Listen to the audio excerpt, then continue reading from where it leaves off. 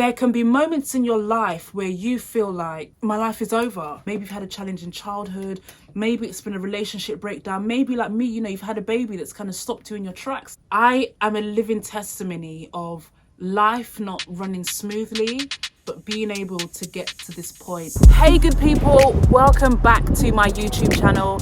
This week I thought I'd bring you a fresh video talking a little bit about my journey, and I thought where else to do it than where I currently work, BBC Radio Leicester. Come on a tour and join me. Aminata, you were so excited to record this video, you didn't even cream your lips. My goodness. Oh dear. Anyhow, here we are. This is BBC Radio Leicester, the local radio station for the BBC, broadcasting across Leicester, Leicestershire and Rutland. Now we actually have two floors. On the top floor is where we have our newsroom, where all the magic happens. But right here is the first floor, where we have both Studio 1 and Studio 2. And here we have it, my home on a Wednesday evening. I was going to give you all the gory details about all the electrics, but realised that, nah, that's all long. What's more exciting is the fact that I've got some lip gloss on. So let's get into it. I'm currently sitting in Studio 2, which is the normal studio that I broadcast out of. So if you have me on social media, you probably would have seen me doing something reckless or ridiculously crazy in this space. But today, it's not about that. We are being 100% serious, because this is a serious video about how I got into the BBC. Oh, I just want to say that we are currently broadcasting a Leicester City game versus Chelsea, which is happening currently in Studio 1. You might be able to hear a bit of the show actually. And sort of just shuffle positions across the pitch and make it very difficult. Chelsea have come here to play. They want to stamp their authority on the game as well, and therefore. Yeah, I have no clue about football, so. But yes, I just wanted to really talk about how I ended up here, because I get a lot of questions quite often actually about how do you get into radio and how do you end up doing what you're doing? What's your story? And I thought, why not create a vid where I can put all the information in one and people can have it easily accessible to them. So I don't have a background in radio at all. Never studied journalism, never studied anything to do with this. And if I'm really honest, it was actually not even a career that I ever even thought of going into. It never really crossed my mind. To rewind a little bit, I've lived in Leicester now for 12 years. So I came here to study at De Montfort University and loved my course. Okay, no, that's a lie. I love the city. I absolutely love the city. I love the opportunities and everything that it was presenting to me. And I just thought, do you know what? I would rather stay here where I've already been here for the last 3 years. I went on to do a master's straight after that, but I think at that point I'd pretty much made my decision. And it just felt right to just stay here and just really begin to build a future. Now, I'm originally from London, and I just felt like if I go back to London, the competition is going to be rife. There's going to be so many other people going for the same jobs. And I just didn't feel like I could do it at that point. So if you are at university, if you are studying, if you were thinking about, what should my next steps be, look at what opportunities are currently presenting themselves to you. Look at what doors have been opened. If you've gone to another city to do a course, really think about how you can embed yourself within that city and what opportunities are available. When I actually applied for university, I didn't want to come to uni at all. I actually wanted to go to drama school. So I applied for quite a few drama schools. Didn't get it. So that was quite painful for me, but I remember coming to the open day here at Leicester and I saw all the facilities and I was like, brilliant, I can definitely, get my qualification here, and in the meantime I'll continue to develop my skills in drama because I wanted to act. That didn't quite work out, and long story short, I kind of lost my love for drama in terms of the acting side of things. And when I actually graduated and I did my master's degree, I went on to set up a theatre company, and that theatre company was pretty much based on telling real stories about real people. Like, I loved the art so much, but something about it felt really false. It just felt really, I don't know, I wasn't really into it. For me, what got me going was encountering real people, encountering real stories. And I ended up reading into verbatim theatre. Now, verbatim theatre is a type of drama and art form that showcases real life stories on the stage. So there were a lot of documentaries that I was reading, and I remember seeing the live translations of those documentaries. And it just fascinated me. It fascinated me how people were able to transform transcripts of interviews. I'm very much into crime, and I was researching at the time a guy called Tony Parker who used to go into prisons and interview inmates about their stories, and then he would translate those stories into plays. And I loved that. I was so fascinated by that. And I was also fascinated about how audiences were moved by these real life scenarios. So I was just like, this is what I want to do. And my first play was called I Am Ali, and that play was looking at transracial adoption. Now, this came about because of a young girl that I had met who her situation was quite unique, but the long and short of it is she was raised by a white family. And when I looked into it more, there were a lot of people young black kids in care who were either fostered on a long-term placement or were adopted by white families. And I just wanted to talk about this. Coincidentally, around the time David Cameron was he was the Prime Minister at the time, and he was looking into how you could speed up the process of kids being in care, more specifically black kids in care. He was looking into changing the legislation. So I remember getting a lot of media attention and press around the time of doing that. So I'd gone on and I'd done another number of other plays, and life just kicked in and life happened. Long story short, I'll talk about this in a separate video or blog or whatever. I ended up going traveling to East Africa because I just wanted to find myself. I wanted to escape, and I wanted to figure out my life. And when I came back, literally within a few days, I was dating at the time, and that being away from him for such a long time was really difficult. And when I came back, I got pregnant. Oh my God! My life literally just came to this really weird standstill. I'll talk about my pregnancy separately, but it was probably the hardest, I'm going to say year. It was the hardest year of my life, because those 9 months and then the years afterwards, it was tough. It was tough. It was tough. It was tough. And I've always been someone who's been really ambitious, really driven. I've really wanted to achieve. And the thought of having a baby, I just thought, there's no way I'm going to be able to achieve anything that I want to achieve. In hindsight, I regret not just owning it sooner. I regret, and I've got a blog post coming out about this, I regret not just accepting that this is what it is. You're having a baby, suck it up and get on with it. I wasted so much time fearing what was going to happen that I just didn't embrace the here and now. I had my daughter. I had counselling prior to having my daughter. My love for her grew. My love for her grew every single day. I was so grateful that I had such a lovely child, and to this day, she's just such a treasure. And I kind of came to the point where over the years and over the months, I've really learnt to own my story. And everything that I do now, everyone that I encounter, everyone that I talk to, my message is own your story, own it, own what you've been through. You are a survivor of absolutely everything that you've gone through. If you've not died, if you're still here, my goodness, you have the opportunity to make a better life for yourself. So throughout that first 9 months, I was on maternity leave. I kind of just took my time to just embrace the moment. During that time, me and my daughter's dad, we broke up. I won't labour on that. You don't want to hear that story yet, I guarantee you. Long story short, life was nowhere near as tough as I thought it was going to be. Nowhere near. All the perceptions of sleepless nights, of not being able to go out, not being able to be me, like thinking I was just going to be this mum that was just going to be just someone that is just so far from who I am. Hell no. Like, I've been able to embrace who I am in motherhood, and I've been able to be my fun, bubbly, energetic self, and I've been able to translate that to my daughter. Like, I am who I am, and I'm not going to be anything different. I'm just someone with added responsibilities. The more I invest in myself is the more I can be a better role model for my daughter and any other young people around me. So how I ended up at the BBC. Now, this is something, as I said earlier on, I never thought I would get this opportunity. I don't have a background in radio, in journalism, in anything like that. The only experience I have is ranting on my Instagram stories about some kind of foolishness every other day. I'm always talking about something, and that's pretty much the only experience I have.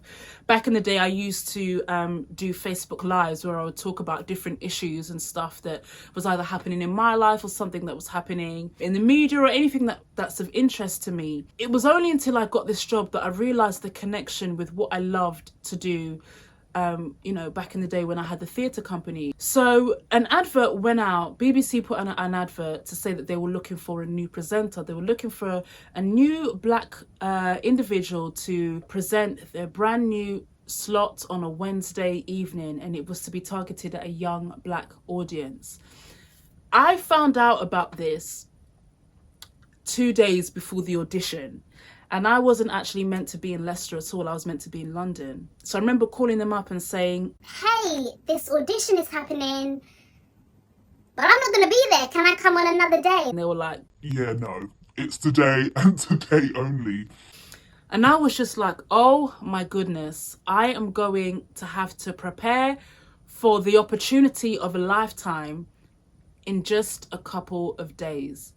And part of me was toying with it because the last time I had auditioned for a role was back when I was applying for drama school and I didn't get in. And I remember I mean, I've gone through varied degrees of rejection over the years, but I have never since put myself in a position where being rejected was an option, because it was just a fear of mine. Like, I hate getting no's. Like, I just hate it. And I remember my girlfriends, shout out to Nita and Catherine, they were like, Amy, this opportunity is for you. If you don't do this, you will regret it. And I was like, boom, cool, I'm gonna do it. Now, the audition process was to give a 1-minute pitch about a story in Leicester, my story about Leicester's culture, something to do with the African Caribbean culture here in Leicester, because that's what the show was gonna be about. Now, this was gonna be a blind audition, so all that the judges were gonna hear was my voice. And it was a way of them gauging how I could engage with them simply by me speaking. So I knew I had to make them laugh. I knew that I had to tell stories that they could relate to. I had to get to the heart of those judges in 60 seconds. So I did that, and they got back to me in a few days' time and were like, you've gotten through to the next round. Now, I must say this was a very unique process of getting into the BBC. Not all processes are like this. Obviously, you've got the usual application process. If a job advert goes out, not too long ago, they had something called New Voices, which I was on the judging panel for. So every now and again, different opportunities, I can see people moving. Every now and again, different opportunities come up. So check on the website constantly. Get in touch with me if anything is going on. Specifically on a local level, I would definitely know about it, and I would be more than happy to kind of push that information out there. The second stage was to put together a document or an audio piece or a video and what you would do if you had the show. And I remember toying with different ideas because I thought, if I'm going to do this, I have to do it in the only way that I know how. Like I said, I don't have a background in this. I'm not someone that's super newsy or super educated on certain things. I just know that I'm passionate about people and stories and cultural development. I'm also passionate about music. I love music. I love artistry. I love creativity. And I knew that I would be able to bring the music that people are going to love. I knew I was going to be able to bring the conversations that people are going to love. And I just put it all out there. So sent off the document, they loved it, and they were like, boom, you were through to the final stage. Now, the final stage was a live 20-minute segment on air where I would basically demo the ideas that I just pitched. It was myself and 6 other people who I'm still really close with. So shout out to all of you that we went through this process with together. And it was really weird because I knew that these other 5 people are my competitors and one of us is gonna get the job. And I want it to be me. So I remember we met, we had like brief training. I think we had like two different like sessions worth of training on how to do radio. And one thing I didn't realise is that radio isn't just me coming on air and chatting about whatever I need to chat about. It's also about the transitions. So the links between this piece and the next piece. It's the links between this song and the next song. It's all those smooth little transitions from the news, out of the news. I just thought I'm just going to come on big BBC, have a bit of a chinwag about something, and it just wasn't that. Anyway, so I did my 20 minutes. The others did their 20 minutes. And I remember thinking, Boy, I don't know if I've got this in the bag. I have no idea. but one thing I did do was enjoy it. I had so much fun. I was laughing. I think everything that I packed into it was things that were authentic to me. And I just put myself out there and I was like, do you know what? If I don't win this, I just wasn't right for it. It just wasn't for me. But I got it! I got the job! And here I am, almost a year later. So I started in July 2019. And I'm still here on a Wednesday evening talking about everything that I'd pitched in my ideas. So it's a way for me to give a platform to young artists. It's a way for me to have meaty discussions about issues that are happening in the community. And it's also a way of me bridging the gap between those who probably wouldn't have had the opportunity prior to this to have their voice heard, and others who, have something really powerful to contribute, whether it's our elders, whether it's experts in certain fields. I really wanted to bring information, knowledge and insight in a really impactful, intelligent and thought-provoking way. And it was only until I got here that I realised that this is what I've been doing. For such a long time, I've always been interested in people and stories. And that's exactly what radio is. It's all about those hard-hitting, powerful, emotive, emotional, entertaining, funny, energetic, lively. It's all about those moments. And it's been an absolute honour and pleasure to do this. And it's not been easy. The hours that go into putting in, a 2-hour, 3-hour show is ridiculous. So I schedule in all the music myself, the content, I have support from a producer, and there's just so much. There's a lot that goes into a couple of hours on radio. So that's pretty much it. My journey has been a rocky one. I've kind of sped through some bits because I just really wanted to kind of go into the fact that there can be moments in your life where you feel like, my life is over. I've made these decisions. I'm not going to be the successful woman or man that I want to be. Maybe you've had a challenging childhood. Maybe it's been a relationship breakdown. Maybe like me, you've had a baby that's kind of stopped you in your tracks. Maybe you haven't planned for the events that have happened in your life. Maybe it's been a health scare. No matter what it is, always keep who you are in mind. Never forget who you are, what you want to achieve and what you're capable of. Only you know that. And not everyone is going to understand your dream. Not everyone is going to get it. But as long as you get it, you have to remain consistent. You have to drive. You have to be passionate about you enough to make this happen. I am a living testimony of life not running smoothly, but being able to get to this point. There is so much out there. And even in the midst of lockdown and everything, that's been happening lately, just use it as an opportunity and a time for you to really think and plan what it is you want to achieve. I've got a really good friend who always says, use what's in your hand. Whatever you've got, whatever your natural talent, whatever your natural gifting is in, pay attention to that. Let's not look to what the next social media trending or what this person is doing and it's successful. Only you know the gift that you have. There's a scripture in the Bible that says your gift will make room for you. The opportunities will come, the doors will open, and just continue to pursue. If there's a major platform out there that's not giving you the space, create your own platform. YouTube, that's what I'm doing. There's YouTube, there's podcasts, and it might not even be in the arts. It could be in something completely different. Whatever it is that you want to achieve, whatever it is that you want to do, it's possible no matter what comes your way. I have sped through a lot of the challenges and difficulties and you know, you should know me by now. I don't escape from these things. I just want to make this video about this, but I will go on to talk about the other instances in my life. Having a child, being a mother, single parenthood, failure in my own life, my experiences, upbringing, family, not having my dad in my life. So many different things that have shaped me and made me who I am today. I think has also equipped me to be someone that wants to give a platform to other people who deserve it.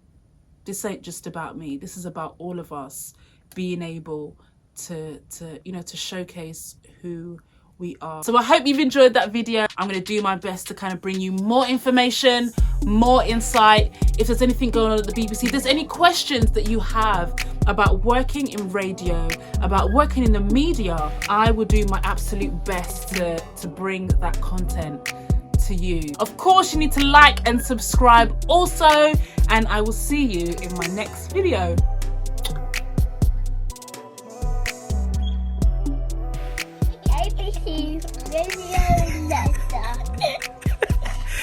So I would just like to ask you, just tell me briefly, what's your name? Maya. Maya. Maya what, sorry? Maya.